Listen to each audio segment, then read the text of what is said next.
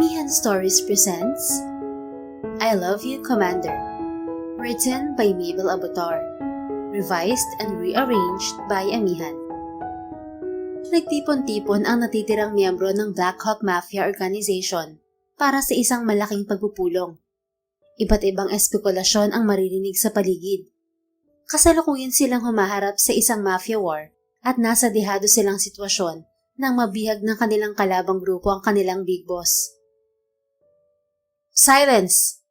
May otoridad na sigaw ng elite commander na si Lily Barcelona.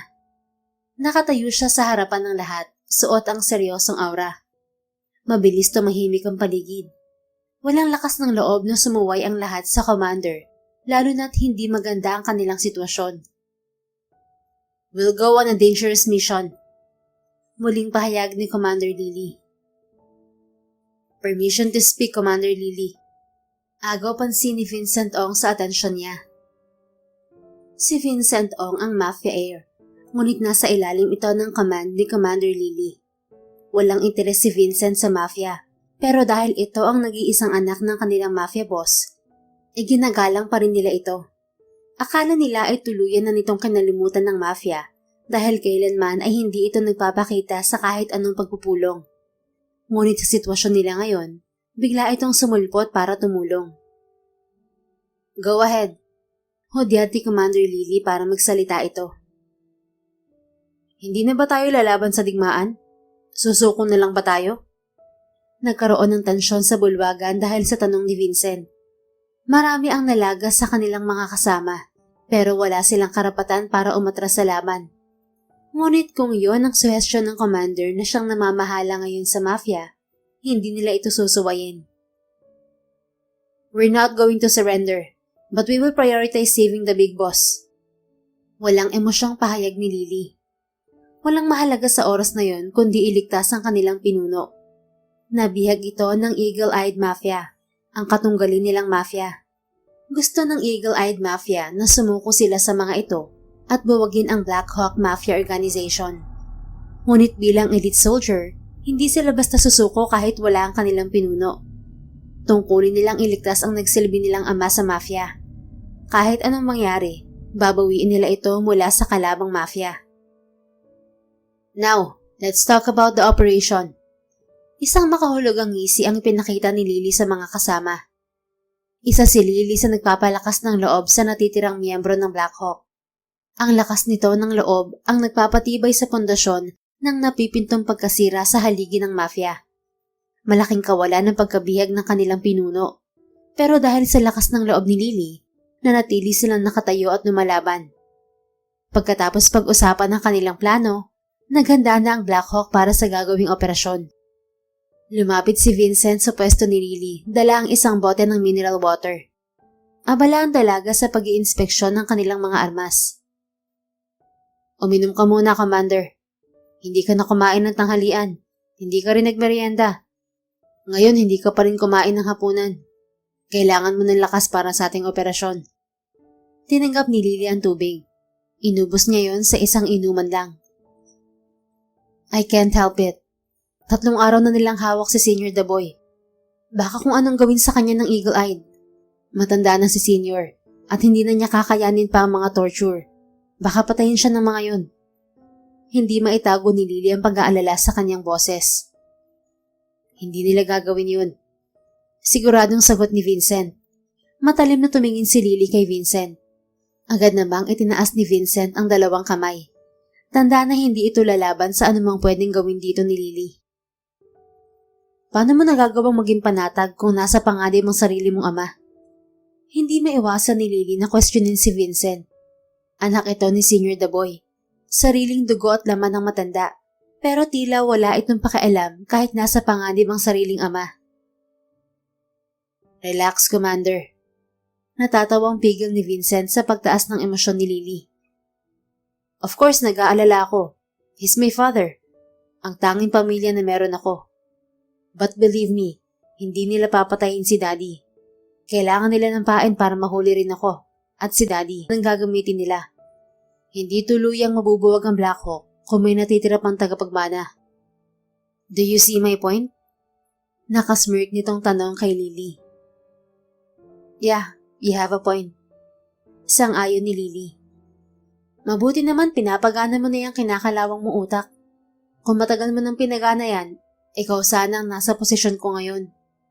Seryosong dugtong ni Lily. No thanks.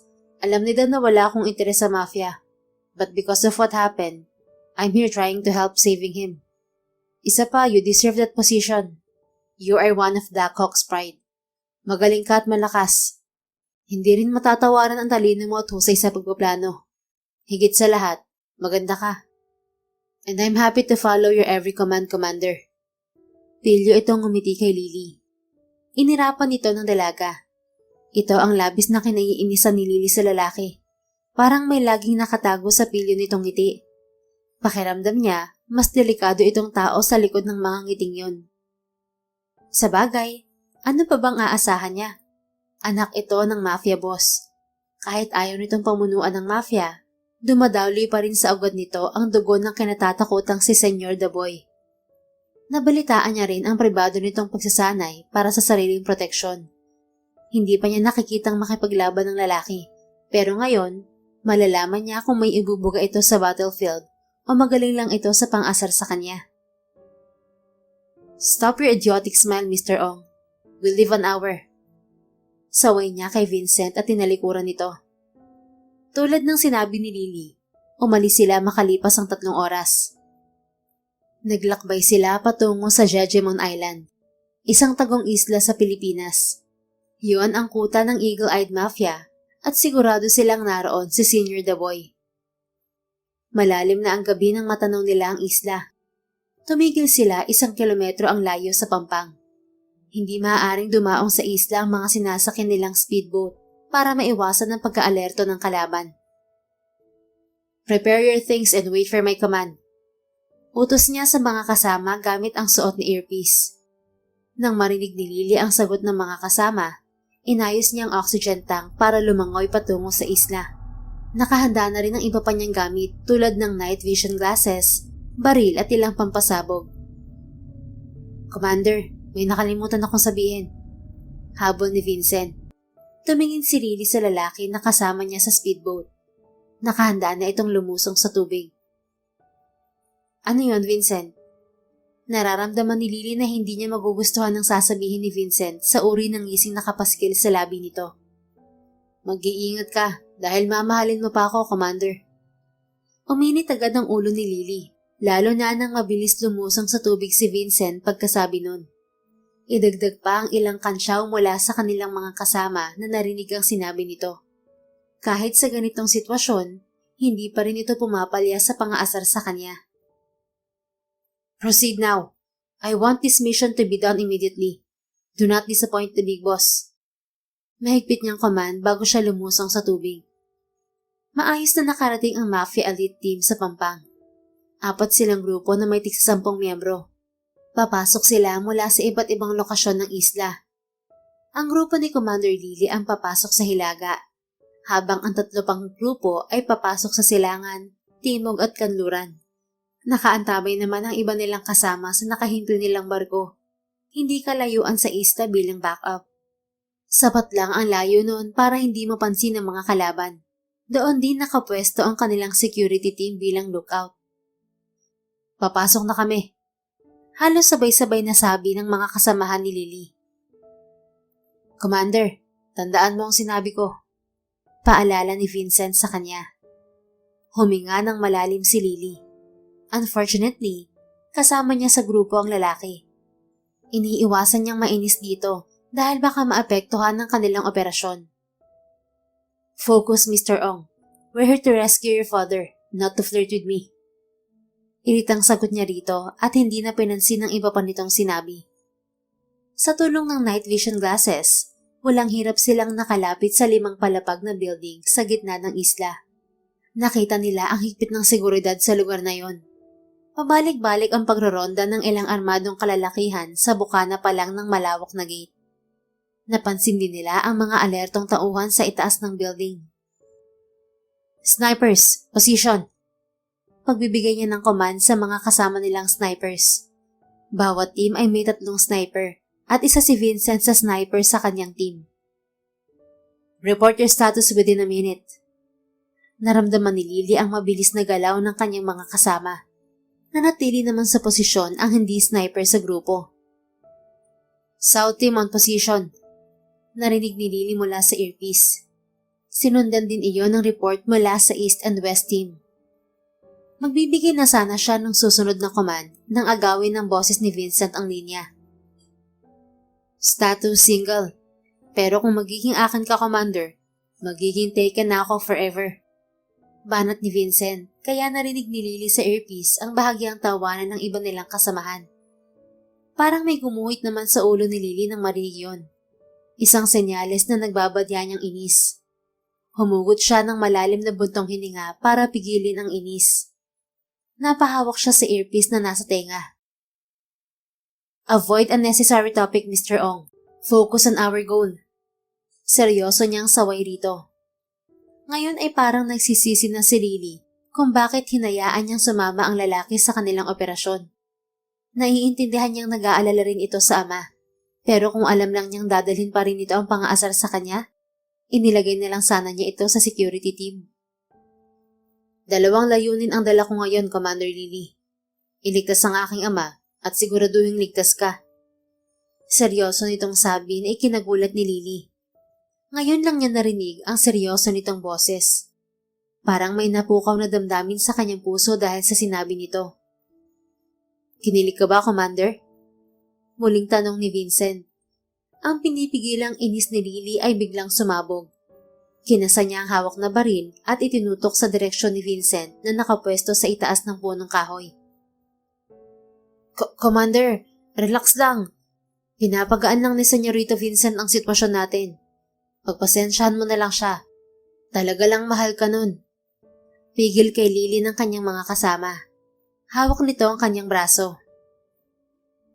Tama siya, Commander. Nagbibiro lang ako. Kinakabahang sabi ni Vincent. Alam na hindi talaga ito sasantuhin ni Lily. Kapag may narinig pa akong walang kwentang bagay na lumabas sa bibig mo, ibabaon ko sa katawan mo ang mga bala ko, Mr. Ong. Seryosong banta ni Lily bago ibaba ang kamay. Narinig ng lahat ang malakas na buntong hininga ni Vincent mula sa earpiece. Akala ko mamamatay na akong single. Sambit nito na tila nakahinga ng maluwag nang ibaba ni Lily ang baril. Security team, give us the status inside the building. Muling sabi ni Lily nang bahagyang humupa ang kanyang inis. Copy, Commander. Mabilis na sagot mula sa kabilang linya. First floor, 10 people in the entrance. 4 persons are high alerted, while the rest are playing cards. Around 50 people scattered in all corners of the floor. Second floor, 8 persons are fully alerted in the entrance. Around 30 to 40 people scattered in the area. Third floor, 3 people are securing every entrance of 10 rooms. Hinala namin, nasa floor na to si Senyor Daboy. Walang camera sa loob ng room, kaya hindi namin matukoy kung saan siya naroon. Fourth floor to rooftop, all armed men are scattered around the area. Ilan nakabuo ang bilang ng kalaban mula sa fourth floor to rooftop? Around 200 people, Commander. Nang makuha ang status sa loob ng building, muling nagbigay ng utos si Commander Lily. Snipers, clean the perimeter. Pagkatapos niyang sabihin yon, nakita niya ang sunod-sunod na pagbaksak ng mga kalaban sa labas ng building. Kahit may silencer ang gamit nilang baril, alam nilang nakaalerto pa rin ang mga kalaban nang magkagulo ang mga tao sa rooftop. Enter the area, now! Sunod niyang utos sa mga kasama. Mabilis ang kanilang hakbang papasok sa building. Bombers, put the bomb around the area. Muli niyang utos sa 2 bombers sa bawat grupo. Kapag nakuha natin si Senyor Daboy, pasabugin niyo ang lugar. Understand? Yes, Commander. Sabay-sabay na sagot ng mga kasama niya mula sa earpiece. Nag-focus si Lily sa mga kalaban. Mabilis na lang napatumba ang mga kalaban sa unang palapag. Malaki ang naitulong ng surveillance team para matukoy nila kung saan nakapwesto ang mga ito. Ngunit mas naging alerto ang kalaban. Bumaba ang mga ito mula sa itaas na floor. Commander, may problema. May mga dumating na kalaban. Nakapalibot na sila sa building. Snipers, pigilan niyo silang makapasok sa building. Hudyat ni Lily. Commander, may mga sniper din sa kanila na nagmumula sa rooftop. Nabawasan na ang mga sniper natin. Hindi mo na sumagot si Lily. Pinagmasdan niya ang paligid. Open area iyon na tanging mga malalaking haligi ng building ang pwede nilang pagtaguan. Nakita niya ang bintana. Mabilis siyang pumunta roon. Umakyat siya para lumabas ng building. Nasaan ang location ng emergency exit? Tanong niya sa security team. 90 degrees from your location, Commander. Copy. Sagot ni Lily. Anong binabalak mong gawin, Commander? Nag-aalalang tanong ni Vincent kay Lily. Pupunta ako sa rooftop. Bali wala niyang sagot habang patungo siya sa direksyon ng emergency exit. Delikado ang gagawin mo. Wala kang pwedeng pagkublihan kung gagamitin mo ang hagdan paakyat. Cover me. Ano? Parang hindi ito makapaniwala sa sinabi niya. Totoong naiinis siya kay Vincent. Wala naman sigurang matutuwa kapag inaasar. Pero kahit ganon, may tiwala pa rin siya rito. Cover me hanggang sa makarating ako sa rooftop, Mr. Ong. Muli niyang sabi. Naghintay siya ng ilang segundo bago narinig ang sagot nito. Clear. Umakyat ka na, Commander. Sumunod si Lily nang marinig ang hudyat ni Vincent. Mabilis siyang tumakbo paakyat gamit ang hagdan sa gilid ng building. Yumuyuko siya sa tuming may nagpapaputok sa kanyang direksyon. Hindi rin nagtatagal ay nawawala na rin yon. Marahil agad yung napipigilan ni Vincent. Malapit na siya sa rooftop nang marinig ang malakas na mura ni Vincent. Commander, naubusan ako ng bala. Natatarantang sabi ni Vincent. Commander, sa direksyon mo nakatutok ang armas ng mga kalaban sa ibaba. Report sa kanya ng security team. Nang marinig yun ni Lily, walang pagdadalawang isip siyang pumatong sa railings ng hagdan. Tinulak niya ang sarili para makapasok sa bintana ng 5th floor. Saktong nakapasok na siya nang marinig ang sunod-sunod na putok sa kinatatayuan niya kanina. Nagulat naman ang ibang kalaban sa biglaan niyang pagsulpot. Gamit ang 2 baril, mabilis niyang pinaputokan ng mga ito bago pa siya maunahan. Commander, may inilabas silang bihag mula sa 3rd floor. Pababa sila ngayon sa building. Muling report ng security team. Mabilis naman pumasok si Lily sa isang silid para magkubli. Sinara niya ang pinto para hindi agad makapasok ang kalaban. Ngumisi siya nang makita kung ano ang naroon. Commander, itatakas nila ang bihag gamit ang helicopter. Nakita niyo ba ang mukha ng bihag? Tanong niyang pabalik habang naglalagay ng panibagong magasin sa hawak niyang baril. May takip ng tela ang ulo niya, ngunit kalahati ng kalaban ay nakabantay doon. Mahigpit ang ginagawa nila ng pagbubantay sa bihag. Ipadala mo ang backup team. Pasabugin yung helicopter pagkasakay ng may takip sa ulo. Utos niya. Pero Commander, sabay-sabay na reklamo at protesta ang narinig niya sa earpiece. Iisa lang ang kanilang bihag at si Senyor Dabo yun. Plano mo ba siyang patayin? Naghihinalang tanong ng head of security team. Kung yun ang plano ko, hindi ko ibubuwis ang buhay ko para iligtas si Senyor. Seryoso niyang sagot. Hindi niya nagustuhan ang pag-question nito sa kanya. Pinaginilaan din nito ang kanyang katapatan sa samahan. Sundin niyo ang sinabi niya. Singit ni Vincent sa usapan. Pero, Senyorito Vincent. I said follow her command. Putol ni Vincent sa pagrereklamo ng kanilang kasama. Hindi maiwasan ni Lily ang pagtaas ng kanyang balahibo sa seryoso nitong utos. She's not a commander for nothing. Magtiwala kayo sa sinasabi niya dahil hindi niya ipapahamak ang aking ama. Hindi niya ipapahamak ang mafia, okay? So do what she said. Tumahimik ang kabilang linya. Marahil nagulat din ng mga ito sa uri ng boses ni Vincent. Walang mag-aakala na mayroon itong boses na magpapasunod sa kahit sino. Isang makapangyarihang boses ng totoong leader. Yun nga lang, ayaw nitong maging leader ng mafia. Lihim na napangiti si Lily. May ibubuo rin palang ungas na yon.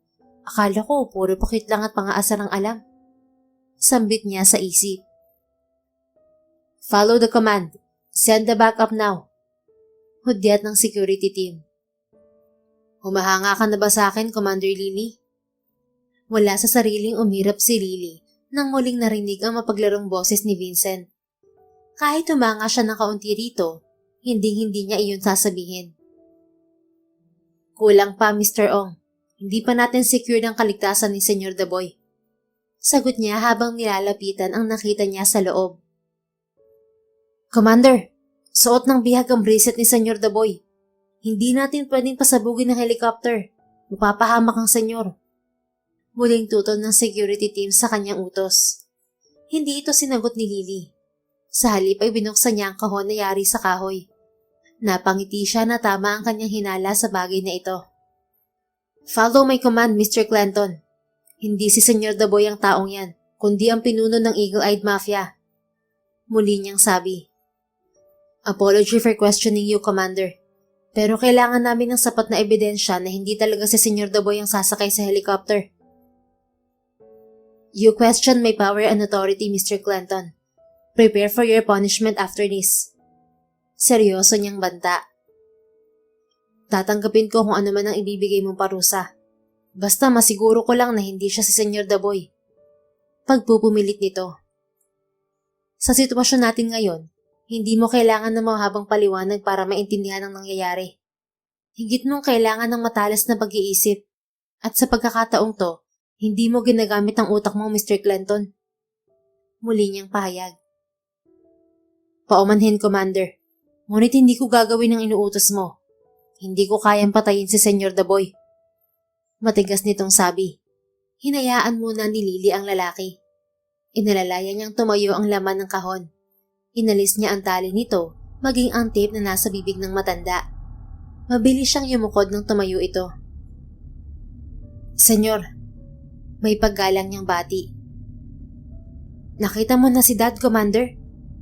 Tanong ni Vincent sa kabilang linya. Patuloy pa rin niyang naririnig ang mga putukan sa labas. Stand up, Commander. Utos ni Senyor Daboy. Sa kabila ng katandaan, naroon pa rin ang mga otoridad nitong boses. Sinunod ni Lily ang sinabi nito. Elite team, salubungin niyo kami ni Senyor. Nasa ikalimang palapag kami. Mr. Clanton, obey my command. Pasabugin niyo ang helicopter bago pa sila makalipad. Pagbibigay muli niya ng utos. Yes, Commander. Kabadong sagot ni Mr. Clanton. Alam niyang natatakot ito sa maaaring parusa na ipapataw sa pagsuway niya sa utos. Sumilip muna si Lily sa pintuan para siguraduhin walang kalaban. Nang ligtas na sila para lumabas, inalalayan niya si Senyor Daboy. Halos hindi na ito makahakbang dahil sa katandaan. Paano mo nalaman na hindi si Daddy ang sasakay sa helicopter? Tanong ni Vincent mula sa kanyang earpiece. Hindi bobo ang leader ng Eagle-Eyed Mafia.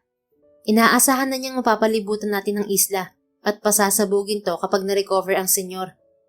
Upang makatakas, nagpanggap siya bilang si Senyor Daboy. Yun ang magandang paraan para manatili siyang buhay. Sagot niya sa binata. Hindi mo naman nakita si Daddy kanina bago lumabas ang bihag.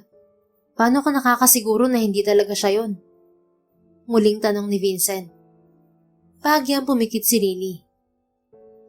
Should I explain every details habang nasa gitna tayo ng gera? Naiinis niyang tanong. Relax, Commander. Hot ka na sa paningin ko, kaya huwag mo nang dagdagan ng pagkahat mo. Baka mas lalo akong ma-inlove sa'yo. Natatawa nitong sabi. Binaliwala ni Lily ang huli nitong sinabi nang matanaw ang kaniyang mga kasama. Ibinigay niya sa mga ito si Senyor Daboy habang sinesecure niya ang paligid. To make the explanation short, muli niyang sabi dahil mukhang hindi siya titigilan ni Vincent. Gusto tayong nilangin ng Eagle-Eyed Mafia. May nagbabantay sa 3rd floor ng building, pero higit na mas marami ang bantay mula 4th floor hanggang rooftop. Ibig sabihin, higit na alerto ang bantay sa 3 floors dahil naroon ang pakay natin. Naintindihan ko na. Pinalabas nilang may binabantayan sa mga silid sa 3rd floor habang nasa itaas na floors ang maraming bantay. Iisipin natin nasa 3rd floor si Dad, tapos nasa itaas ng pinuno dahil sa dami ng bantay doon. Ibig sabihin, una pa lang, Plano na nilang umalis sa isla pagkarating natin. Hindi nagkomento si Lily. Dumaan sila sa likod ng building kung saan wala masyadong naglalaban. Nang masigurado niyang ligtas na si Senyor Daboy, muli niyang hinawakan ng earpiece na nasa tenga. Magbibigay na siya ng huling command sa mga kasama. Sandali lang. Kumunot ang noo ni Lily nang muling nagsalita si Vincent. Kung plano talaga nilang tumakas, ibig sabihin may iba silang plano. Natigilan si Lily. Nawala sa kanyang isip ang posibilidad na yon. Commander, may nadetect kaming bomba sa buong isla. 1 minute na lang ang nasa timer at sasabog na yon. Pagbibigay update sa kanya ng security team. Ngayon ay malinaw na kay Lily ang totoong plano ng kalaban. Plano nitong pasabugin ang buong isla kasama sila at si Senyor Daboy. Nasaan na si Senyor Daboy? Nasecure niyo na ba siya? Tanong niya habang tumatakbo. Oo, nakasakay na siya sa speedboat natin. Patungo na siya sa barko. Sagot nito. Napanatag si Lily sa narinig. Elite team, listen to my last command. Save yourselves. Madiin niyang utos sa mga kasama. Commander, na-corner po si Senyorito Vincent. Report ng isa nilang sniper. What? Gimbal niyang tanong. Sa halip na tumakbo paalis ng isla, tumakbo siya pabalik para tulungan si Vincent. Mr. Ong, nasan ka? Sigaw niya sa suot na earpiece at tukoy kay Vincent. Narito lang ako. Naghihintay na mahalin mo, Commander baby. Buwisit ka talaga, Vincent. Where are you ba? Naiinis niyang tanong. Commander, 40 seconds. Anunsyo ng kasamahan nila. Kinabahan si Lily. Hindi pa rin niya nakikita si Vincent. Masyadong magulo ang paligid. Hindi pa rin tumitigil sa pagkatake ang mga natitirang kalaban. Commander, I failed my mission. Malungkot na sabi ni Vincent sa earpiece. We succeed. Hindi tayo nabigo. Kaya sabihin mo kung nasan ka, Vincent. Sabay tayong lalabas ng islang to. Nabigo akong paibigin ka, Commander. Hindi ngayon ang oras para magbiro, Vincent. Nasan ka nga sabi? Napipikon niyang tanong. Mamamatay akong bigo, Commander baby. Muli nitong sabi na tila nakukuha pang magbiro. Commander, 30 seconds. Muling paalala ng security team. Locate him. Hurry up. Utos niya sa security team. Apology, Commander. Malaki ang pinsala sa lugar. Hindi namin makita ang lokasyon niya. Wala nang naririnig na putukan si Lily sa paligid. Marahil umalis na rin ang natitirang kalaban dahil sa nalalapit na pagsabog ng isla. Track his device. Move faster. Frustrated niyang utos. Siya ang elite commander ng mafia. Hindi lang si Senyor Daboy ang kanyang obligasyon. Maging ang heir ay tungkulin niyang pangalagaan kahit ayaw nitong mamuno sa mafia. Yun din ang dahilan kaya inilagay niya si Vincent sa kanyang grupo. Ngunit hindi pa rin niya nakikita si Vincent hanggang ngayon. Naka-off po ang device niya, Commander. Commander, sa huling pagkakataon, pwede mo bang tuparin ang hiling ko? Muling sabi ni Vincent sa suot na earpiece ni Lily. Sabihin mo yun sa akin ng personal, Vincent. Nasaan ka? Kahit gustuhin ko, wala na tayong oras. Pagbigyan mo naman ako kahit sa huling pagkakataon, my dear Commander. Malungkot nitong hiling. May kumirot sa puso ni Lily sa malungkot nitong boses. Hindi niya alam kung saan siya nagiging malungkot. Sa maaaring pagkabigo na protektahan ng tagapagmana ng mafia? O sa isiping tuluyan nitong mawawala at hindi na niya makikita pa? Commander, 15 seconds. Umalis na kayo riyan. Tarantang anunsyo muli ng kasama nila. Ramdam ni Lily ang kaba sa boses ng security team. Ngunit labis din ang kanyang kaba nang hindi pa rin niya nakikita si Vincent. Sabihin mo sa akin kung ano yun, Vincent. Sagot niya kay Vincent sa earpiece. Hindi na niya ipagdadamot ang gusto nitong mangyari. Mukhang hindi rin siya makakaligtas sa nalalapit na pagsabog ng isla. Pwede ba kitang maging girlfriend, Commander? Okay. Mabilis niyang sagot. Totoo ba? Hindi makapaniwala nitong tanong. Nai-imagine pa ni Lily na namimilog ang mga mata nito sa gulat at saya. Oo, at kapag nakaligtas tayo rito, girlfriend mo na ako. Pero kung hindi, magkasabay tayong mamamatay dito. Pahayag niya. Hindi na rin siya umaasang makakaligtas pa sa isla. Wala na silang oras at naririnig na rin niya ang pagsabog sa ilang bahagi ng lugar. Makakaligtas tayo rito, babe. Nagulat si Lily nang may humila sa kanya para tumakbo. What the? Vincent? All this time nasa likuran lang kita? Tanong niya habang hinihila nito. Oo, nagtataka nga ako kung bakit hindi mo ako nararamdaman. Kanina ko pang naubos sa mga kalaban, may commander. Matalim niya itong tiningnan. Iwinaksi niya ang kamay nito sa kanyang braso.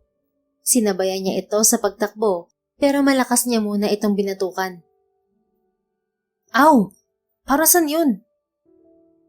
Nag-alala ako sa iyong peste ka. Kapag nakaligtas tayo rito, sinasabi ko sa'yo, ako mismo ang papatay sa'yo. Sigaw niya rito. Papatayin sa pagmamahal? Ang sweet naman ng girlfriend ko. Hindi mo ako girlfriend. Sira ulo ka. Wala nang bawian.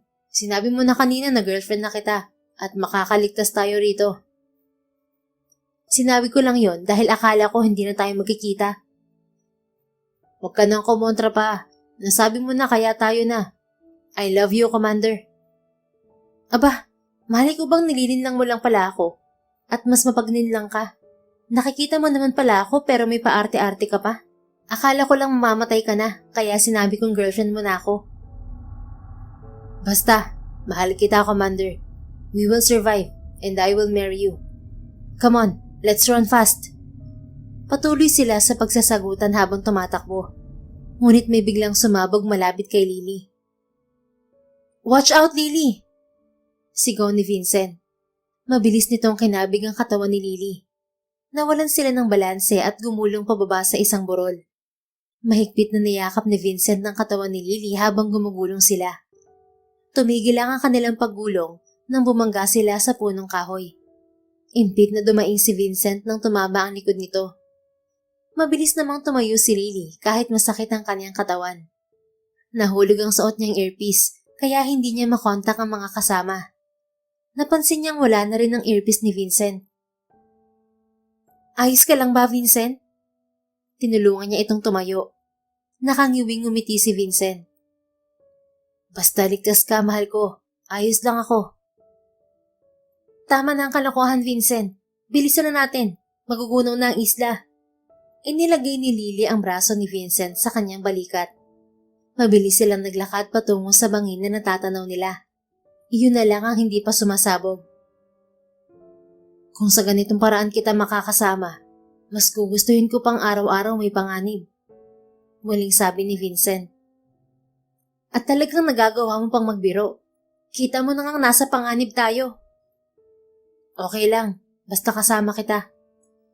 Babarahin pa sana niya ito muli, ngunit tumansik ang kanilang katawan nang mahagip sila ng pasabog. Kitang-kita ni Lily ang pagtalsik ng kanilang katawan ni Vincent. Ramdam niya ang kakaibang sakit na naglanda sa kanyang laman na nagpamanhid sa buo niyang katawan. Nagawa pang hawakan ni Vincent ng kanyang kamay at hinila siya papalapit.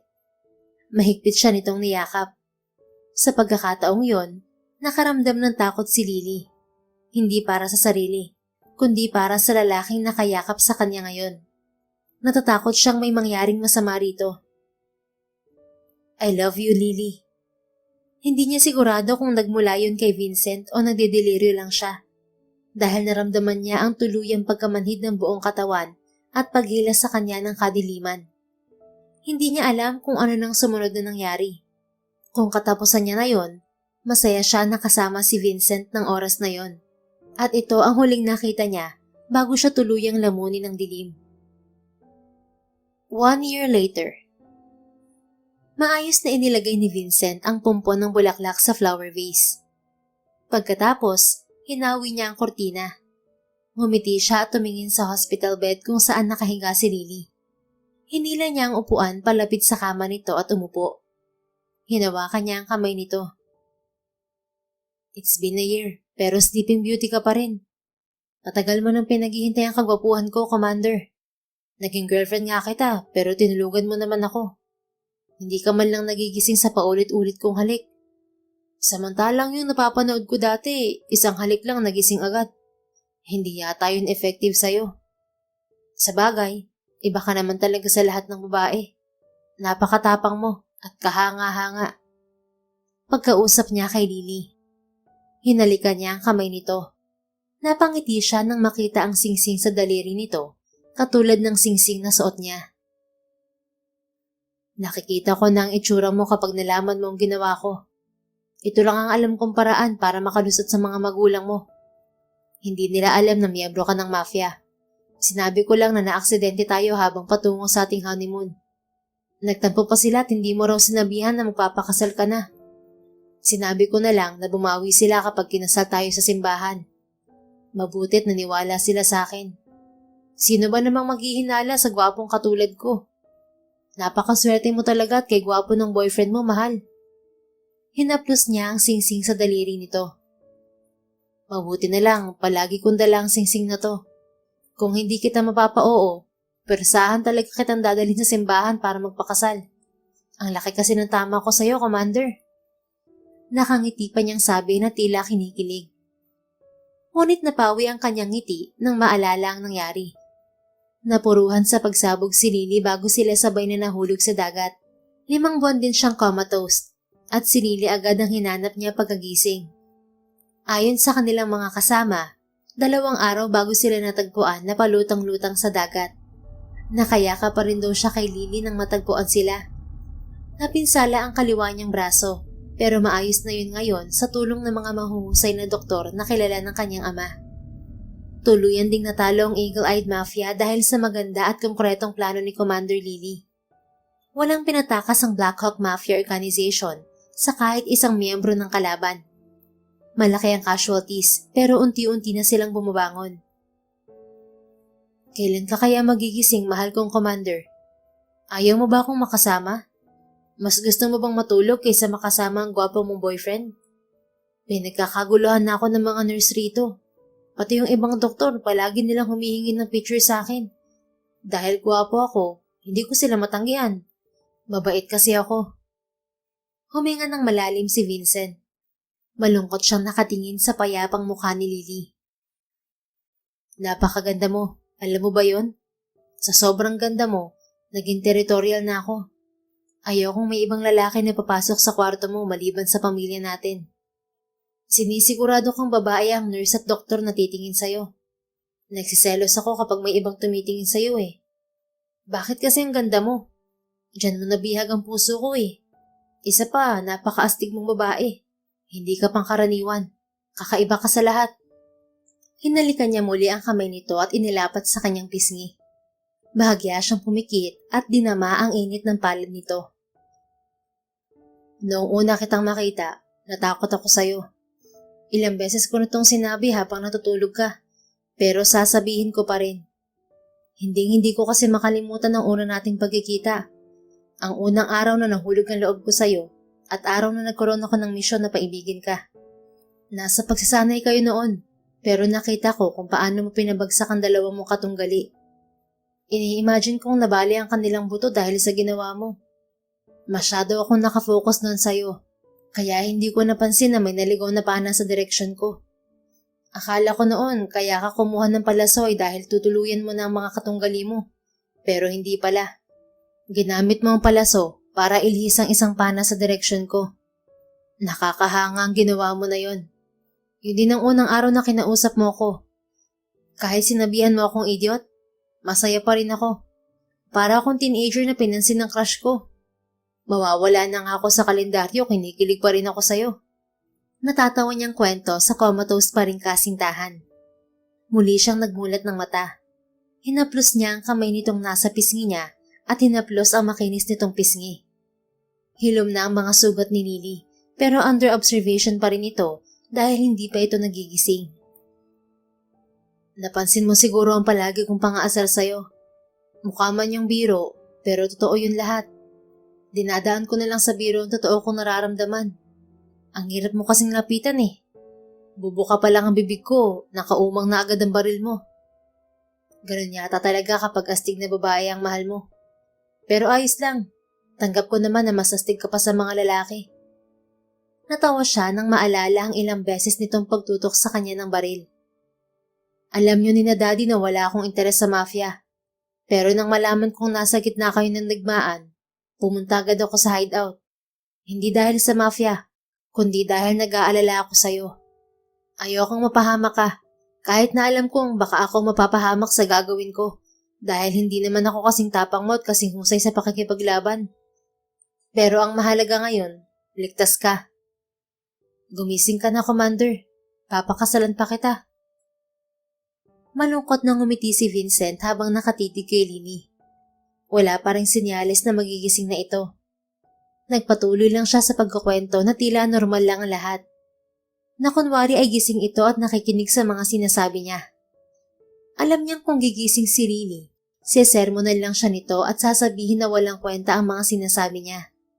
Pero nagbabaka sakali rin siya na sa pamamagitan ng kanyang mga sinasabi, baka magigising na ang dalaga. He doesn't care kung paggising nito ay batukan siya dahil sa mga pinagsasabi niya. Basta ang importante ay magising na ito.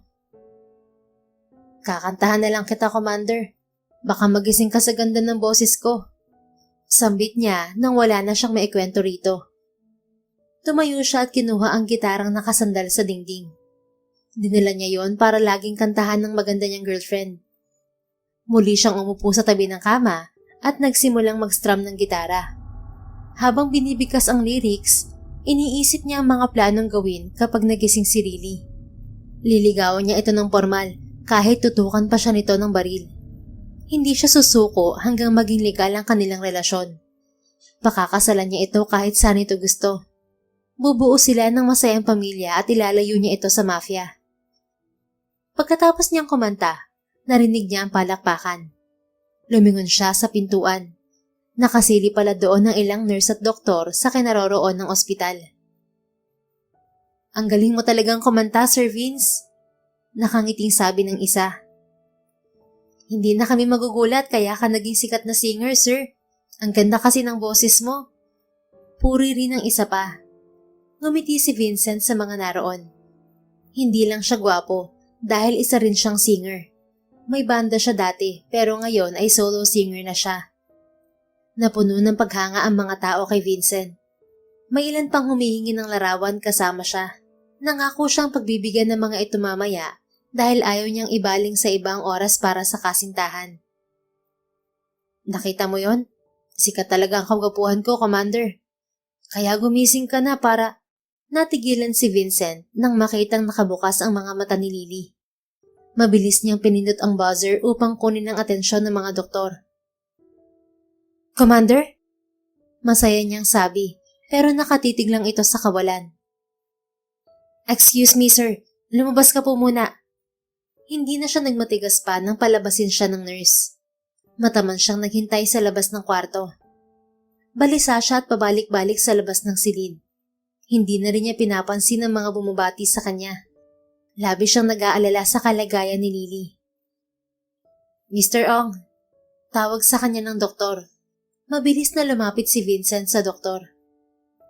Dok, kamusta po siya? Tanong agad niya rito.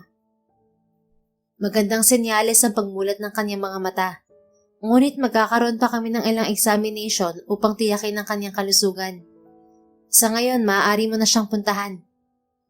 Nagpasalamat siya sa doktor bago pumasok sa silid. Naabutan niyang may inaayos ang nurse habang tulalang nakasandal si Lily sa headboard ng kama. Commander, nakangiti niyang bati. Kumunot ang kanyang noo nang hindi man lang ito tumingin sa kanya. Kahit pagkurap, parang hindi nito ginagawa. Nurse, bakit wala siyang reaksyon? Wala pa kaming accurate result, sir.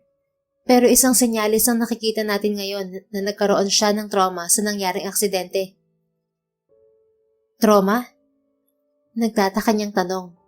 Imposibleng magkaroon ng trauma si Commander dahil sanay na ito sa pakikipaglaban. Yes, sir. Maaaring labis na takot ng kanyang naramdaman. Huminga ng malalim si Vincent. Mas imposibleng matakot ito sa nangyari.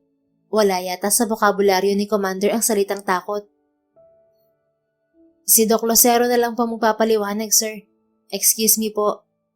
Muling sabi ng nurse. Walang nagawa si Vincent kundi hintayin ang resulta ng examination ni Lily. Nilapitan niya ang dalaga at hinawakan ng dalawa nitong kamay. Wala itong reaksyon kahit hinalikan niya ang kamay nito. Sinubukan niya itong halikan sa labi pero ganun pa rin ito. Isa pang halik sa labi ang ginawa niya. Tinitigan niya ang reaksyon nito habang magkalapat ang labi nila. Pero hindi man lang ito kumukurap. Anong nangyari sa iyo, Commander? Pagkalipas ng 3 linggo ay lumabas na rin sa ospital si Lily. Ayon sa doktor ay nagkaroon nga ng trauma ang dalaga sa aksidente. Iminungkahi ng doktor na bigyan ang dalaga ng magaang buhay sa labas. Walang stress o kahit anumang magdudulot dito ng stress. Maaari pa itong bumalik sa dati kung susundin nila ang payo ng doktor. Naisip ni Vincent na dalhin ang dalaga sa probinsya kung saan naroon ang kanyang lolo at lola sa mother side. Pumayag ang mga magulang ni Lily, lalo pat alam ng mga ito na asawa siya ng dalaga. Pumayag din ang kanyang ama, basta mag-iingat sila. May banta pa rin daw ng panganib sa mafia at makabubuti kung lalayo muna sila. Ang ganda ng umaga ngayon, parang ikaw mahal kong commander. Sambit ni Vincent kay Lily. Kasalukuyan silang nakaupo sa buhangin at pinapanood ng sunrise. Maaga silang nagising, kaya naisipan niyang manood ng sunrise kasama si Lily. Yakap niya ito sa likuran habang nakasandal sa kanya. Malayo na tayo sa gulo, Commander. Payapa na ang mundo nating dalawa. Iniwan ko rin ang music industry para makasama ka. Hindi ako aalis sa tabi mo at hihintayin ko ang tuluyan mong paggising. Ginawaran niya ito ng magaang halik sa ulo. Iho, halina kayo ng iyong commander. Kakain na tayo ng agahan. Narinig ni Vincent ang tawag ng lola tasing niya. Susunod na po kami la. Sagot niya sa matanda. Maingat niyang binuhat si Lily. Isinandal niya ang ulo nito sa balikat niya. Dumulog sila sa hapagkainan kung nasaan si Lola Tasing at Lolo Duno. Magandang senyales na kumakain na siya ngayon. Nakangiting sabi ni Lola Tasing. Pinunasan muna ni Vincent ang gilid ng labi ni Lily bago tumingin sa matanda. Opo Lola, sa loob ng 2 linggo namin dito, ito ang 3 araw na kumakain na siya ng maayos. Masayang sabi ni Vincent. O siya, ipagpatuloy mo na lang ang pagsubo sa kanya. Siya nga pala iho, ikaw na muna magpaligo sa iyong commander ha? May pupuntahan kami ng iyong lolo. Natigilan si Vincent sa sinabi ni Lola Tasing. Lihim din siyang napalunok sa ideyang siya ang magpapaligo kay Lily. Simula nang dumating sila sa probinsya, ang lola niya ang nagpapaligo rito. Bakit ganyan ang itsura mo? Asawa mo naman siya. Sige po. Kinakabahan niyang sabi. Pinagpapawisan na rin siya ng malapot. Matapos ang agahan, dinala ni Vincent si Lily sa kanilang kwarto. Magkasama sila sa iisang silid dahil magtataka ang kanyang lolo at lola kung maghihiwalay sila ng tulugan. Mas mabuti na rin yun para mamonitor niya si Lily. Ilang beses pa ulit-ulit na lumunok si Vincent habang nasa loob sila ng banyo.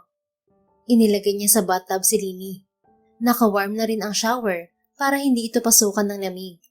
Handa na ang lahat ng gagamitin sa paliligo nito. Pero siya, hindi pa handa. I'm sorry, Commander. Wala talaga akong choice. Gusto ko lang maging maaliwalas ang pakiramdam mo. Hindi makakabuti kung hindi ka maliligo. Masyadong mainit ang panahon. Summer pa naman ngayon. Huminga muna ng malalim si Vincent bago simulang alisin ang saplot ni Lily. Napapausal siya ng dasal sa tuwing nababawasan ang takip nito sa katawan. Pasensya na talaga, Commander.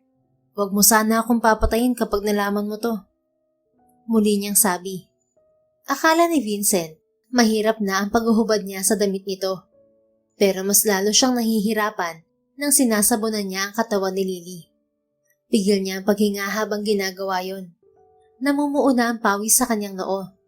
Nabubuhay na rin ang kanyang laman. Tumataas ang kanyang balahibo. Hindi niya alam kung paano natapos ang pagligo niya kay Lily.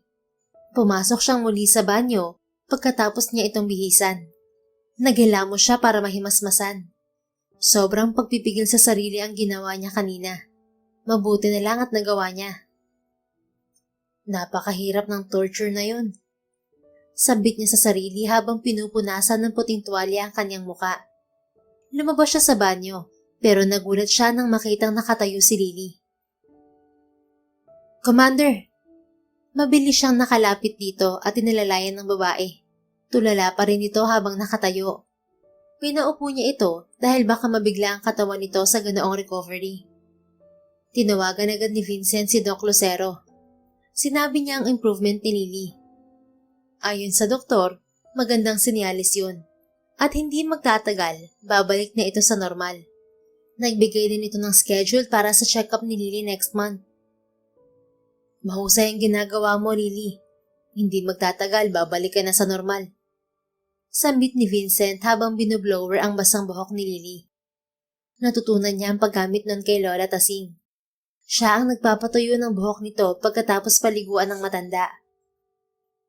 Makasama pa rin kaya kita kapag bumalik ka na sa normal? Hindi maiwasang malungkot ni Vincent sa isipin yun. Saka ko nilang iisipin yun. Basta gumaling ka lang. Pagkatapos asikasuhin ni Vincent si Lily, namasyal sila sa dalampasigan tulad ng palagi niyang ginagawa. Buhat pa rin niya si Lily habang naglalakad. Pinapakita niya rito ang magagandang tanawin sa kanilang probinsya. Pagsapit ng gabi, kinakantahan niya si Lily hanggang makatulog. Good night, Commander. I love you. Isama mo ako sa iyong panaginip para pagising mo, mahal mo na ako. Sambit niya nang makatulog ito. Hinalikan niya ito sa labi at niyakap. Dahil sa pagod, mabilis siyang nakatulog. Ilang araw pang nakalipas, nakakahakbang na ng maayos si Lily. Labis ang tuwa ni Vincent sa improvement nito. Hindi siya umalis sa tabi ng dalaga at hands-on talaga siya sa pag-aalaga rito. Maliban na lang sa paliligo. Nakiusap siya kay Lola Tasing na ito na magpaligo kay Lily. Ginawa naman yun ng matanda na hindi nagtatanong sa kanya ng dahilan. Commander, hulaan mo kung kanino tayo pupunta ngayon. Tanong niya rito kahit hindi ito sumasagot. Tulala itong nakatingin sa unahan. Hinalikan niya ang kaliwa nitong kamay bago sagutin ang sariling tanong. Check up mo ngayon kay Doc Lucero. Pinupuri ka niya dahil sa magandang improvements mo. Alam kong malapit ka ng gumaling, Commander. Masaya niyang sabi habang nakatingin sa kalsada. Hindi niya binibitiwan ang kamay nito habang nasa sasakyan. Bahagya niya itong nilingon habang nakangiti. Mabilis naman niyang tinakpan ng preno nang makitang nakatingin din ito sa kanya. Shit! I'm sorry, Commander. Hindi ko sinasadya. Nasaktan ka ba? Nag-aalala niyang tanong. Hinawakan niya ang magkabila nitong pisngi. Sinuri niya iyon, maging ang iba't ibang parte ng katawan nito. I'm sorry. Nagulat lang akong nakatingin ka sa akin. I'm sorry. Paulit-ulit niyang sabi habang yakap ito. Pasensya na, Commander. Mag-iingat na ako, pangako. Hinalikan niya ito sa noo bago umayos ng upo. Nakatingin na rin sa unahan si Lily nang muli niyang paandarin ng sasakyan. Naging maayos ang check-up ni Lily. Pagkatapos ng ilang paalala ni Doc Lucero, umalis na sila sa ospital. Nakaalalay lang siya kay Lily ng marahang naglalakad. Si Vince! Nagulat si Vincent sa sigaw ng isang babae. Mabilis niyang niyakap si Lily nang makitang tumakbo sa kanilang direksyon ang grupo ng mga teenager. Nakatutok sa kanila ang mga kamera ng mga ito. Nag-aalala siya na baka maging bayolente ang mga yon para lang makalapit sa kanya. Napanatag siya nang mahinahong nagtanong ang isang dalagita. Pwede po bang magpa-picture? Kaagad siyang pumayag para matapos na yun at hindi siya kulitin ng mga ito. Salamat po, masayang sabi nito bago umalis. Kumunot ang noo ni Vincent nang muli siyang tumingin kay Lily. Galit ka ba, Commander? Naguguluhan niyang tanong. Kinusot niya ang mga mata dahil baka imahinasyon lang niya yun. Imagination ko lang yatang may emosyon ka na. Umiiling niyang sabi nang makitang wala namang pinagbago ang emosyon nito. Pabalik na sila sa probinsya nang matanggap ni Vincent ang tawag mula sa ama. Ngayon lang ito tumawag sa kanya simula nang lumabas sa ospital si Lily. Dad, mahinahon niyang sagot. Vincent, where are you? Hey, are you okay, Dad? Nag-aalala niyang tanong sa ama, para kasi hindi ito mapakali. Kinakabahan din ang boses nito. Answer me, son. Where are you? Pabalik na kami sa probinsya. Why? Are you with Lily? Yeah. Is there any problem, Dad? Laman kayo ng balita. Naisip ni Vincent na baka dahil yun sa grupo ng kabataan kanina. Mabilis ang media. Kaya alam niyang nakuha agad ng mga ito ang impormasyon tungkol sa kanya. Don't worry, Dad. Mawawala rin yan. Mahinahon niyang sagot. Hindi yun ang inaalala ko, anak. Baka nakilala nila si Lily at masundan nila kayo. Sino tinutukoy mo, Dad? May natitira pang miyembro ang Eagle-Eyed Mafia na hindi kasama sa isla at tinatarget nila ngayon si Commander Lily. What? Nabahala si Vincent sa narinig. Hindi pwedeng makita ng kalaban si Lily. Hindi pa nito kayang protektahan ang sarili. Mas lalo siyang nabahala nang makita ang tatlong sasakyan na sumusunod sa kanila. Dad, send me your men. Seryoso niyang sabi sa ama. Right away, son. Tell me your exact location. Pagkasabi ni Vincent ng kanilang lokasyon, pinatay na niya ang tawag. Bahagya siyang lumingon kay Lily na walang alam sa nangyayari. Mahigpit niyang hinawakan ang kamay nito.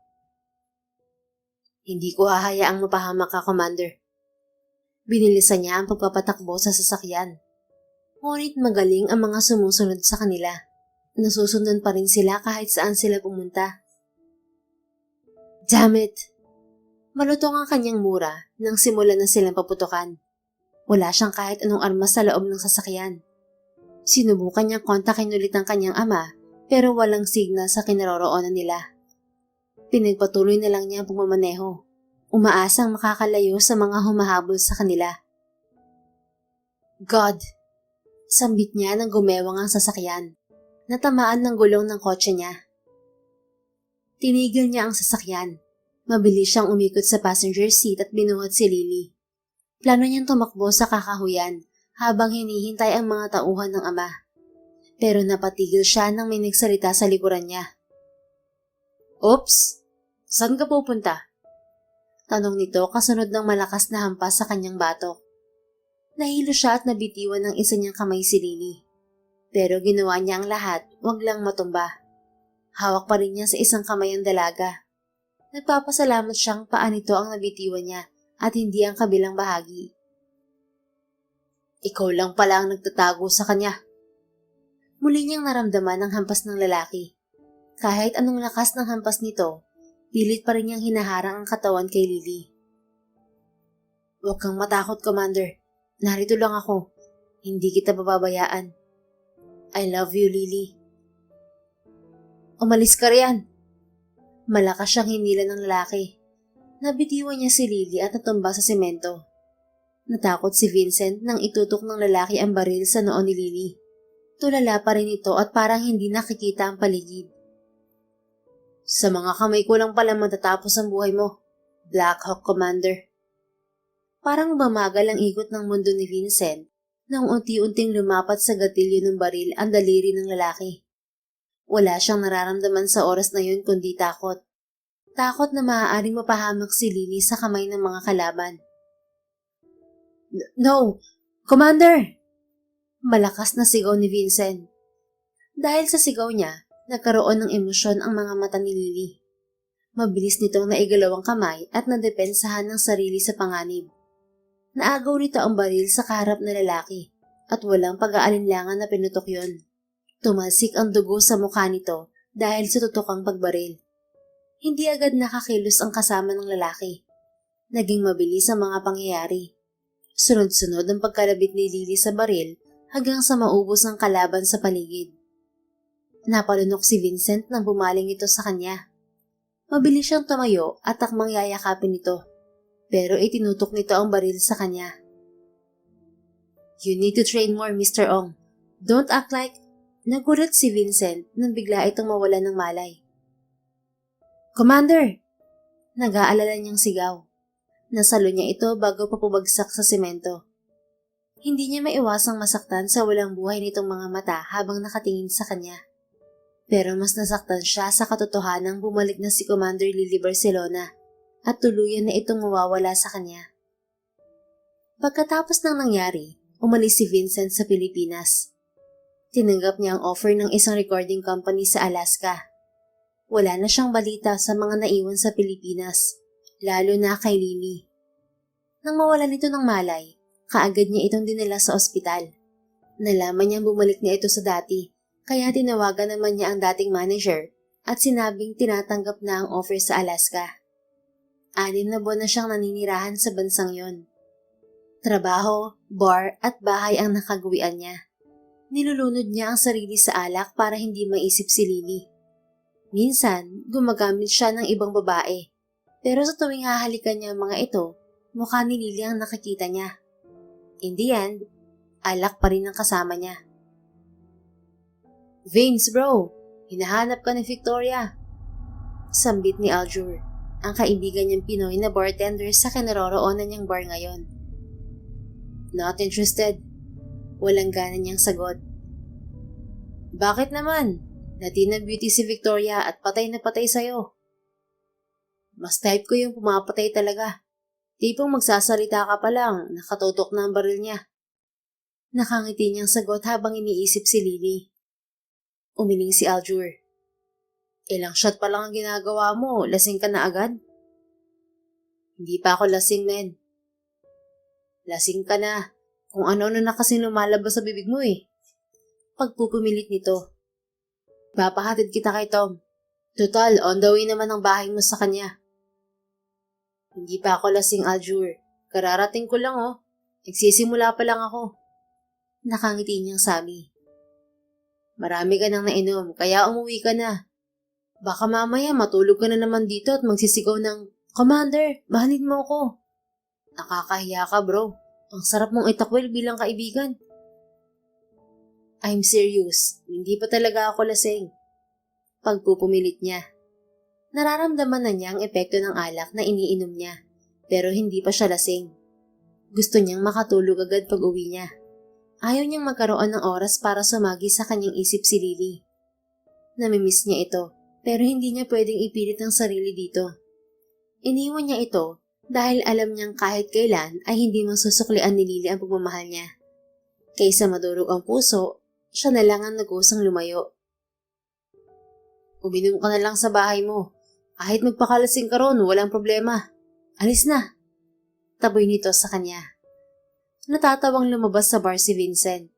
Ngunit nawala ang ngiting nakapasgal sa kanyang muka nang makasakay na sa kotse. Huminga siya ng malalim bago buhayin ang makina ng sasakyan. Tahimik siyang nagmaneho. Winter season sa Alaska, kaya nagyayelo ang paligid. Nasanay na rin siya sa klima rito, pero ang winter ang pinakamalungkot para sa kanya. Mas lalong naging malamig ang kanyang pag-iisa dahil sa klimang ito. Hinubad ni Vincent ang makapal na winter hoodie jacket, scarf at boots. Maayos niya yung nilagay sa maliit na mesa sa gilid ng pintuan. Nagtaka siya nang maramdaman ang bahagyang init sa loob ng kanyang bahay. Nagtungo siya sa kinaroroonan ng fireplace para tingnan kung sino ang nagsindi niyon. Nakita niya ang nakataligod na figura. Nakasuot ito ng puting winter coat at abala sa pagpapalakas ng apoy. "Excuse me, who gave you the permission to enter my house? You're not..." Natigilan si Vincent nang humarap ito sa kanya. "There you are." Walang buhay nitong sabi. "Commander, is that you?" Gulat niyang sabi. "Yes." Hindi siya makapaniwala na nasa harapan niya ito ngayon. Hinamig niya ang sarili at pilit binabaliwala ang epekto nito sa kanya. Gusto niya itong yakapin pero pinigilan niya ang sarili. Anong ginagawa mo rito?" Sinusundo ka. Bali wala nitong sagot. Nasaktan si Vincent sa pinapakita nito sa kanya. Alam niyang bali wala siya rito, pero kasalanan din niya yon dahil pinaasa niya ang sarili na maaaring may nagbago sa kanilang dalawa pagkatapos ng nangyari. Huminga ng malalim si Vincent. Umiwas siya ng tingin para hindi nito makita ang sakit sa kanyang mga mata. Umalis ka na. Hindi na ako babalik sa Pilipinas. Okay. Napanganga si Vincent nang walang pag-aalinlangan itong pumayag. Hindi man lang siya pinilit. Sandali. Mabilis niya itong pinigilan sa braso. Kumamot siya sa ulo nang walang maisip na dahilan. Dinner. Tama. Dinner. Kumain ka muna ng dinner bago umalis. Okay. Mabilis nitong sang-ayon at bumalik sa pagkakaupo sa harap ng apoy. Kaagad nagluto si Vincent. Hindi niya maiwasang ngumiti habang naghihiwa ng mga sangkap. Excited siyang ipagluto ang kanyang commander. Matapos ang kanyang pagluluto, inayos na rin niya ang mesa bago ito puntahan. Let's eat. Hindi ito gumalaw sa pagkakaupo. Bahagyang lumapit si Vincent sa dalaga. Napangiti siya nang makitang payapa itong natutulog. Parang kailan lang, ganito ito matulog sa tabi niya. Hinawi niya ang buhok na tumabing sa mukha nito. You're still my beautiful commander. Nakangiti niyang sabi. Napansin ni Vincent ang papel sa bulsa ng suot nitong coat. Dala ng curiosity, kinuha niya yon. Kumunot ang noo niya nang makitang plane ticket yon. She just arrived today? Gulat niyang tanong sa sarili. Muli siyang tumingin dito. Nagtataka siya kung bakit sa bahay niya ito dumiretso. Nang maalala niya ang sinabi nitong dahilan, tinawagan niya agad ang ama. I must say, she arrived, right son? Bungad nito sa kanya. Pinadala mo ba siya rito? Son, dad, nag-usap na tayo di ba? Hindi ko pamumunuan ng mafia. Bakit mo pa siya pinadala rito? She's still the mafia commander. What? Hello, Dad. Dad! Sinubukan niya itong tawagan ulit, pero hindi na niya makontak. Hindi niya maintindihan kung anong ibig sabihin ng ama. Why did you shout? Nabitiwan ni Vincent ang cellphone nang biglang nagsalita si Lily. Mabuti na lang carpeted ang kanyang sahig. Sorry kung naistorbo kita. Kumain ka muna bago matulog. Okay. Tumayo ito at nagtungo sa kusina. Dinapat niya muna ang cellphone bago sumunod dito. Tahimik silang kumain. Hindi rin siya nagbukas ng topic para may pag-usapan silang dalawa. Tahimik lang sila hanggang matapos ang pagkain. You can stay here for a while, hanggat wala ka pang matutuluyan. Where's your luggage? I don't have anything with me. Huh? Why? I don't have any plan to stay in this cold country. Biglang naisip ni Vincent na marahil iyon ang dahilan ng dalaga kaya hindi ito umaalis sa tabi ng apoy. You need to go back with me. Muli nitong sabi. Umiwas ng tingin si Vincent. Pinagtuunan niya ng pansin ang paglilinis ng kanilang pinagkainan. I'm not going back, sagot niya. I don't want to live here. Bigla siyang tumingin kay Lily. Nakabalik na ito sa tapat ng apoy. Mabilis siyang lumapit dito. Umupo siya sa tapat nito. Hindi alintana na nakaluhod na siya sa sahig, makapantay lang ito. Did you say something? Yes. Pwedeng sabihin mo ulit? Umaasa niyang hiling. I don't want to live here. Ulit nito sa sinabi kanina. Why? Bakit ayaw mong tumira rito? At bakit ka naman titira rito? Anong dahilan? Sunod-sunod niyang tanong. Muntik na siyang mapaatras nang seryoso siya nitong tingnan. Nakalimutan niyang ayaw nito sa maraming tanong. Bahagya siyang napanatag nang pumikit ito, pero napansin niyang inalis nito ang suot na gloves sa kanang kamay. I'm too tired. Please let me rest, Mr. Ong. Nanlamig si Vincent. Pakiramdam niya na froze ang buo niyang pagkatao at tanging malakas na tibok ng kanyang puso ang gumagalaw sa kanya. Commander, halos bulong na lang ang lumabas sa kanyang bibig habang nakatingin sa daliri nito. Sa daliri kung saan nakasuot ang singsing na inilagay niya habang comatose ito. Yunyu? Hindi ito sumagot at nanatiling nakapikit. Tumayo na lang siya at kumuha ng comforter sa kanyang kwarto. Pinagdikit din niya ang sofa para higaan ito. Hindi niya madadala ang kama sa labas dahil malaki yon. Hindi rin niya ito pwedeng dalhin sa kwarto dahil bahagya lang umaabot ang init ng chimenea roon. Sana hindi ka magalit sa ginawa ko, Commander. Bulong niya dito. Tinapos muna niyang hugasan ang mga naiwang plato sa kusina. Pagkatapos, bumalik siya kung saan payapang natutulog si Lily. Kinuha niya ang gitara at muling kinanta ang ginagawa niyang pampatulog nito. Hindi niya rin namalayan na nakatulog siya habang nakaupo sa tabi nito. Paggising ni Vincent kinabukasan, hindi niya nakita si Lily sa loob ng bahay. Naghintay siya maghapon sa pagbabaka sakaling bumalik ito, pero hindi nangyari. Kaya muli siyang bumalik sa bar na palagi niyang pinupuntahan. Hey bro, 7 PM pa lang. Ang aga mo yata. Kamusta naman ang pag-inom mo kagabi? Bati sa kanya ni Aljur. Hindi ako uminom sa bahay. Bigyan mo ako ng alak. Same order. Sambit niya pagkaupo sa harap ng bar counter. May naghahanap sa iyong babae. Sabi nito habang inihahanda ang kanyang order. Babae? Sino? Mabilis niyang tanong. Baka si Commander yon. Si Victoria. Nakangisi nitong sagot. Nawala ang excitement niya sa sinabi nito. Papunta siya rito. Bulong nito bago ibaba ang kanyang order. Hindi niya pinansin ang sinabi nito hanggang may pumulupot na 2 braso mula sa likuran niya. Hello, cutie. Did you miss me? Malambing nitong tanong.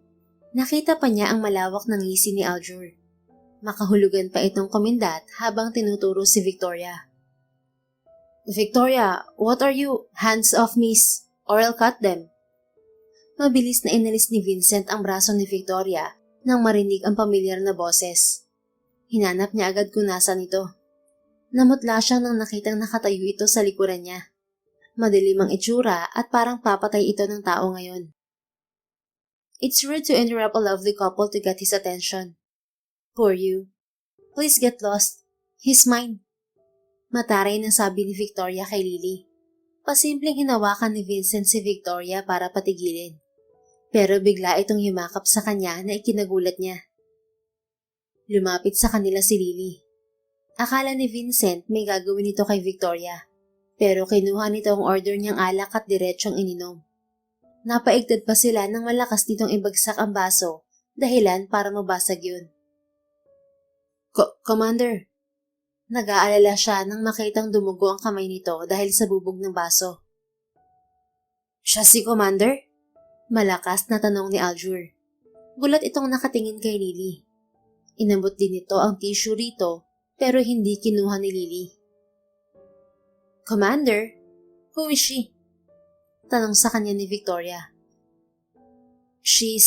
Naputo lang sasabihin ni Vincent na magsalita si Lily. I'm his wife, so back off lady. He's mine. Sabay pakita nito sa suot na singsing. Samot-saring emosyon ang naramdaman ni Vincent, pero isa lang ang nangibabaw. Kasiyahan. Masaya siya dahil hindi ito galit sa kanya. She is? Tanong ni Victoria kay Vincent bilang kumpirmasyon. Inalis niya ang itim na singsing na nakapatong sa gold wedding ring. Napasinghap ang babae nang makita yon. Yeah. Sagot niya habang nakatingin kay Lily. Let's talk. I don't want to stay here for another day. Seryosong sabi ni Lily kay Vincent. Mabilis namang sumunod si Vincent. Magkasama silang bumalik sa kanyang bahay. Narito lang pala ang bahay mo. Bakit hindi ko makita kanina? Tanong nito habang papasok sila sa bahay. What do you mean? May bibilhin sana ako kaninang umaga pero naligaw ako. Bakit hindi mo sinabi sa akin? Tulog ka eh. Kahit na, dapat ginising mo ko. Let's not talk about it. Pagtatapos nito sa usapan nila, agad itong pumunta sa tapat ng apoy at umupo roon. Sumunod naman siya at umupo sa katapat nito. Anong totoong dahilan kung bakit ka narito? Because of you.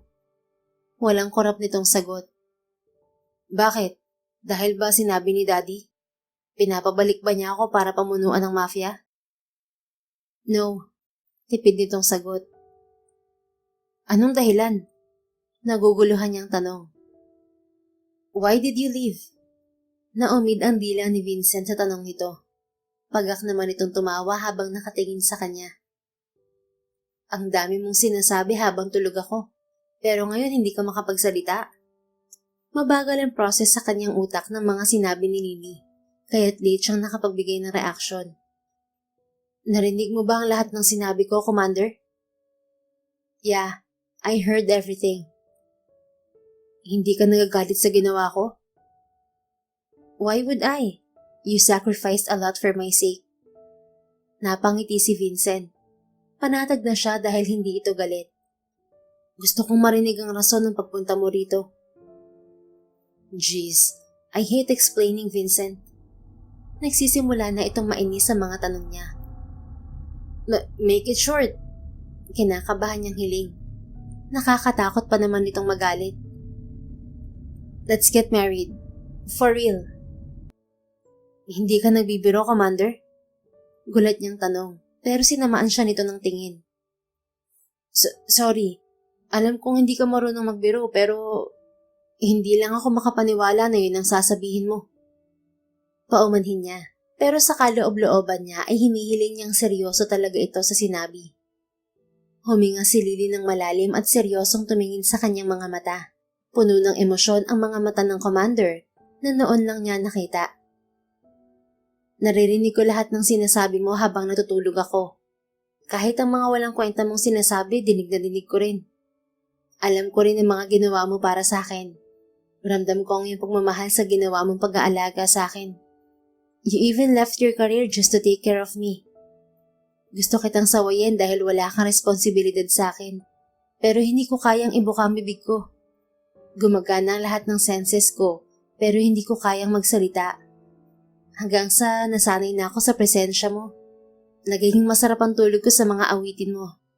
Komportable ako sa bisig mo. Nang muntik na tayong mapahamak nung pabalik na tayo sa probinsya, boses mo ang narinig ko. Pinilit kong gumalaw para hindi ka mapahamak. Natatakot akong mangyari mula ang nangyari sa atin sa isla. Hindi ko kayang mapahamak ka ulit, Vincent. Masaya naman ako na inaalagaan kita, Lily. Alam mo yun kung bakit. Alam ko, pero umalis ka rin naman at iniwan ako. Oo, natauhan ako at nakaligtas tayo sa ambush ng mga kalaban. Gusto ko sanang sabihin noon na hindi mo kailangang umakto bilang shield ko, pero nawalan ako ng malay. Pagising ko, wala ka na. Kailangan ko pa magpahinga ng 2 buwan. Alam mo ba kung gaano kahirap yon? Hinahanap ko ang presensya mo sa tabi ko pero wala ka. Inisip kong baka natauhan ka na at nagsawa sa pag-aalaga sa akin. Nasaktan ako sa pag-alis mo at dahil doon, kaya bumalik ako sa mafia. Winakasan ko ang trabahong hindi ko natapos. Nagtagumpay ang buong team sa pagpuksa sa mga kalaban, pero hindi ako masaya. Wala ka kasi sa tabi ko. Hanggang kausapin ako ni Senior Daboy at sinabi ko nasan ka ngayon. Hanggang ngayon ba, nasa mafia ka pa rin? Wala na. Nagpaalam ako sa daddy mo. Pinayagan naman niya ako. Umalis ako sa mafia para puntahan ka dito. May naghatid sa akin sa address mo, pero wala ka nang dumating ako. Sobrang lamig sa labas kaya inakyat ko ang bahay mo. Nang dumating ka, hindi naman tayo masyadong nag-usap dahil sa pagod ko. Nang magising ako, natutulog ka naman. Gusto kitang ipagluto, pero naaalala kong hindi ako marunong magluto. Bibili na lang sana ako sa labas pero naligaw naman ako at hindi na nakabalik sa bahay mo. Maghapon ako naglalakad para lang hanapin to. Ginaw na ako. Tumatambay lang ako sa mga convenience store kapag hindi ko nakaya ang lamig. Bakit hindi mo ako tinawagan? Hinahanap kita pagising ko. Akala ko nga iniwan mo na ako eh. Hindi ko alam ang number mo. Saka wala naman akong dalang phone kaya hindi ako makahingi ng tulong kay senyor.